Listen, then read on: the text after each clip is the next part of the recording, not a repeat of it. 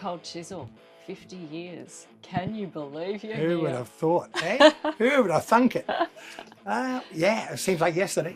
It seems like yesterday we started. Yeah, so it's good to, it's really great to be here, celebrating, 50 years. It's, Ian, what's the secret sauce? Helps to have some mighty fine talent in these dudes, and some mighty fine songs, probably most importantly of all. How does this moment feel 50 years after you started? It's a bit surreal. Literally, I joked about it, but I remember being in the band, and I didn't look past 21. I didn't. Anybody over 21 was old. And if you'd have said we're playing music, we'll be doing this in 50 years, I would have laughed. But when you think about it, all the people that we love musically, and people like Muddy Waters and Little Richard and all those people, they toured till they dropped, and that's because this is not a job that you take on for a short period of time and then walk away. It's a life. It's part of your soul and your spirit. And so I think for us as a collective as well, if we didn't do this, there'd be a big piece of our lives missing. And so it's sort of a need as much as I want to do it. Yeah. Don, explain to us why the first show is Armidale. Well, Armidale is where, it's part of the beginning of our history. 50 years ago, when we got together in Adelaide, the standard thing was for bands to last. Bands didn't last 5 months, let alone 5 decades. But part of the reason we stayed together is that everybody moved from Adelaide, excuse me, halfway across the country up to Armidale, which was a little university town, and stuck together up there for a year on a farm out in the paddocks, and had a really good time, and knitted as a group of guys. And so that by the time when the band went back to Adelaide, it wasn't going to break up, not anytime soon at that stage anyway. What do you mean being on stage without being killed, Jimmy? But literally, when young bands in this country, it was all over the country. It wasn't just unique to up in the Armidale area, but we were playing pubs like Glen Innes pub, and I remember, vividly, we'd be up there and we'd be playing nice, songs and stuff, and then, Ian would start Wild Thing or something like that, and as soon as you go, whang, and as soon as he hit a big guitar chord, the guy would hit the guy next to him, and there'd be a brawl would break out all across the thing. And so, and that sort of translated, and I don't think it was us that started it. I think it was just the nature of the Australian pub scene. Right. And we learned, we went to play all these pubs in this very famous Australian pub rock scene. And it was sort of like the Blues Brothers without the chicken wire, where you got up there, and if you played bad, people would throw things at you. And so, we had to play good every night, and we had to grab people by the throat and throttle, grab and get their attention. And we got very good at doing that. You remember that? Yeah, that's my take on Australian audiences. You had to work hard. They're discerning. Discerning. Yeah. No, they're discerning. If they don't like you, they'll let you know. And if they like you, they might let you know. Yeah, if you're lucky. Yeah. Do you remember playing the Bunbury Rec Centre in the late 80s? I was there with Tees Hair after a lot of Black Russians with my friend Eilish. Yes, we played all those gigs. But I got back. We went back, and it's like playing high school dances. Yeah. I remember Cold Chisel once we were playing in Adelaide. We were playing a school dance, and we were just not the band. By this point we were a rock and roll band, and we were not really the band for a school dance. And they wanted us to play. It was a military two-step, and we're going, what? And I don't know who it was, but somebody came up with Sink the Bismarck, or no, the Battle of New Orleans. Battle of New Orleans. Probably me, Johnny Horton fan. Really? And so that was the only moment, and that song went down well. But the rest of it, we were the wrong band for this school dance. Look at this. This is a bit of crowd surfing. You would have seen that photo. Have a look at that. That was about the end of 1983. Jimmy crowd surfing. At the last stand shows. Does that bring back memories? It does. You got to wonder, where are all these people? Are they coming to our shows now? Yeah. Because we shared a life together with these people just like that every night of the week all over this country came, and we laughed and cried and bloody went crazy together. I'm sure I've seen some of these people of late, but it's this. I remember I used to go into the shops. My stage clothes. I'd go into the shops and I'd buy the ugliest shirt they had in the shop. I'd say, does it come any bigger or uglier? And they go, oh, we got this, and I got perfect. And I'd take it and I'd wear it, and by the time I got back in from a crowd like this, it'd be shredded and ripped to bits. But it was it was making the audience part of the show. I didn't think of that at the time. I was just diving in, going crazy. But it was actually making the audience connect to the show. And we started doing that early in our career.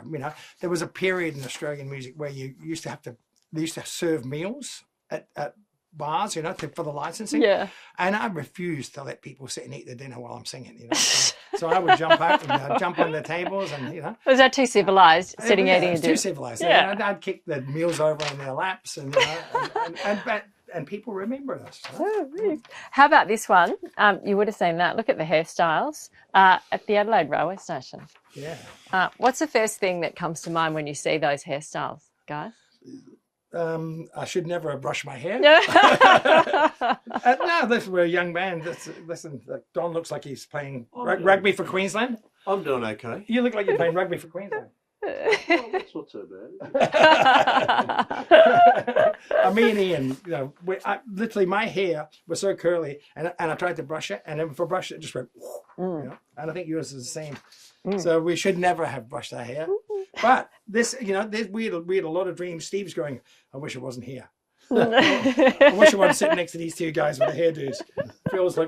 Phil looks fabulous, as he always does. Yeah. Somebody just said that Phil's like Dorian Gray. You look the same. Look at you, young fella. He's got a smile on his face. I think he agrees. He's just too scared to say it, isn't he? No, but you know what? Great memories, because we shared a lot of love and a lot of life together. Yeah. Jimmy, obviously, December last year, you went through a bit. Yep. A lot of love for you in this country, which we know, but what was that like for you to feel it? My wife Jane would come and tell me all these posts and messages and things we were getting, and I sort of, I was moved by it, because I was, there was a point where I was lying in the hospital bed thinking I wasn't going to make it, and all this encouragement I was getting from people kept coming in. It was really great. It wasn't until after I got out of hospital and I'm walking down the street and people were just coming up and giving me cuddles and going, "Oh, so glad you're okay," And so it's very moving, and I certainly don't take it for granted. But in that, prior to that, I was healthier. I was probably healthier than I was in this photo. Yeah. But I got a staph infection, and I got really sick and nearly died. And part of that was sort of what moved us to do this. Where we're here for a great time, not for a long time. And these are the guys that I've shared some of the best times in my life with, on stage and off stage. And I just think any chance we get to get on stage and do what we do, which I think is really special, together, we should seize. And that's what goes through my mind. And I think that's why people love me, because they've connected to me way back from our early days of Chisel. So did you basically recover and think, I want to do this? Yeah, well, I'd already thought about doing it, but this made it. I really made me really want to do it. And and I think all the guys, we all have, thoughts about doing it, because we all love it. But we also we remember fighting together. But we're like brothers. We fight, and we all have a strong opinions about what we should be doing. And it's sometimes those opinions clash, and and it's quite easy to remember the times that clash and not the times that were great. I'm the eternal optimist, and I remember all the good times. I don't remember the bad ones. So, who wins the fights, Ian? It's not me. We don't fight. But it's literally there's a lot of strong opinions in this band, and we all have them, and we all. And it's the combination of those things that make us a great band, I think, Don's good because he's quiet and he doesn't ever commit. And then when he says something, go, oh, wait, he's saying, but better listen, he's saying something. Whereas, he's got the degree, hasn't he? Yeah, that's it. The third degree. Can you remember recording your, I think this is your first album. Have a look at this shot. which is another really good one, isn't it? What are your memories of what are your memories of that time before you knew that any of this would even work? Everybody thought we were going to implode because we fought and we were wild and all that stuff. But the opportunity to get into a studio and actually make a record was a big deal. What do you remember of this, guys? That was a wonderful time.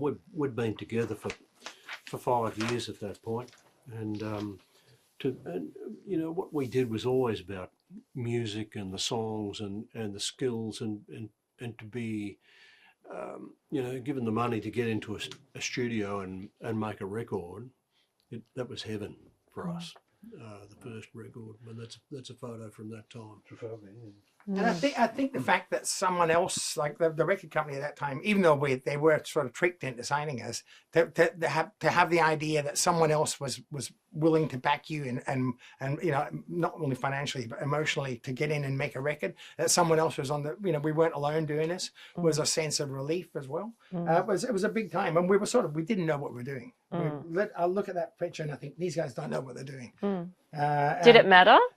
No, because we came up with this record, and the record is our first record is really good, and it was songs that we'd sort of road tested for a long time, but it sounded nothing like what we were as a band. That first record was like putting our foot in the water and testing it. But we had to find a way to get what we were doing live onto record, and it took a few records before we actually sort of it was pretty scary the studio at first, because it's a pristine in a sound sense. You know. Oh, and all the blemishes show. Well, exactly. You're under the microscope there, and everything, little blemishes, as Jim says, they show up. And there we think we're really good, and then suddenly we can hear everything. We go, oh, we got a bit of work to do here. So it was good. It was a big growing experience for us, learning curve. When you look back over this time, what would you change? Maybe grow up a bit quicker. They'll learn a bit quicker. You know, listen, I really wouldn't change a lot, because, you know, I think the stuff that didn't kill us, it literally made us stronger. You know, the mistakes we made, we learned from. You know, there was stuff that isolated us from the rest of the music business that made us really tight as a unit. And I think that we learned to rely on each other, and all the other lessons we learned about the music business meant nothing compared to what we learned about depending on each other as human beings and as musicians. I mean, we went through a period where we were trying everything to sort of work out how to be successful, and we all sort of took charge about what we wanted to do in our lives, and it was that communication between us was the ingredient, I reckon, that made us a better band than most of the other ones that were around at the time. Yeah. So what about the Big 60? Big 60? That's another 10 years. Yeah. We worry about the Big 55. We'll get this one done. Big 55. 55 is good. We seem to do things in five-year sort of cycles. But listen, I think that it's important that we play whenever we get a chance now. And, literally, I think I can speak for the others. The best times of our lives have been making music together. And the more we can do of that, the better. When you're up on stage, how much of a thrill do you still get? So long we started our set with, standing on the outside, for instance, and, there's something about the way the piano sound, Don's piano sound and the way Ian's guitar sounds, that instantly that sound just takes me into Cold Chisel space. And it's, it's unique. And every member of this band, I feel, blessed to be part of a unit like this, and it's, you get up there and it's just that chemistry happens. And we do what we do.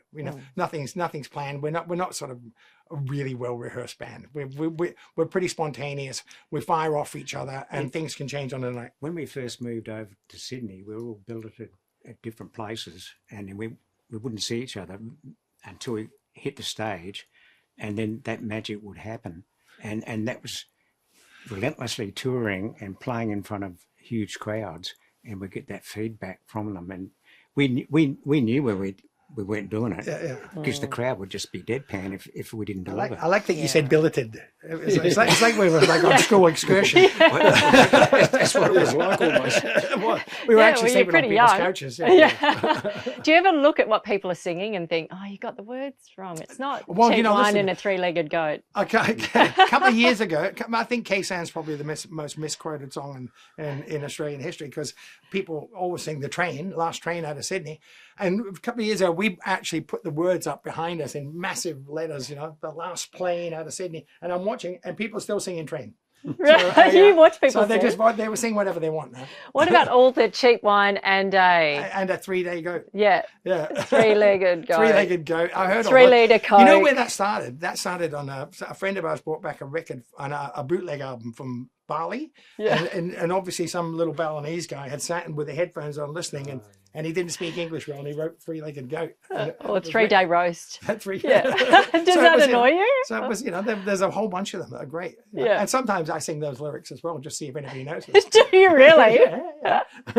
So watch out for what you're Yeah, singing. yeah. Okay, lastly, favourite Cold Chisel song? Ooh, from left to right. I'll go One Long Day, because you've got 3 songs in one there. So Yeah, yeah, fair enough. For me, there's something about Hound Dog, because it's a song that sort of sums up what we did. You know, we laid up and down the coast of Australia, you know, tearing apart towns and moving on every night of the week, and it's sort of that song sort of sums it up for me, Wild Colonial Boy. because that's what we are. That's what you are. Don? My favourite live song is Merry Go Round, just because it's got so much propulsion, and for me that's a lot of what we're about. That sets us apart from most of the bands. Is just that sense of speed and propulsion, which comes from, you know, a lot of Propulsion. speed.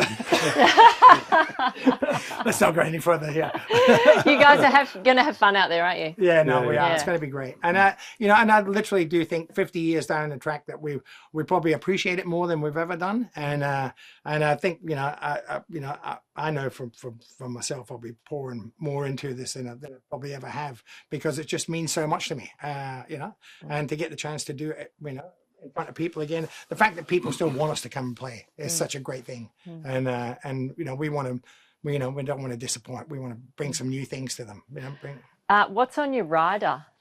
Is there? it's not Has it much these changed days. much? Not much. Oh yeah, no brown Smarties. No, it's not that important, really, is it? You know. No, not something we take a lot of notice of. Right. But, Yeah. You're not too demanding. No, but no, there are nice things on the rider. Okay. All I know, Good I red don't know wine. who puts it together, Good red but wine. you walk in there and it's very nice. Yeah, red wine. You know, they have nice single malt whiskies. You know, lots of honey. You know, All the guests appreciate it. the guests all come and drink our riders. Okay. Yeah, so our families. You know, we're up there working. Our families are at the back drinking. Good luck. Yeah, And no thank you worries. for coming back. Our pleasure. Thank you.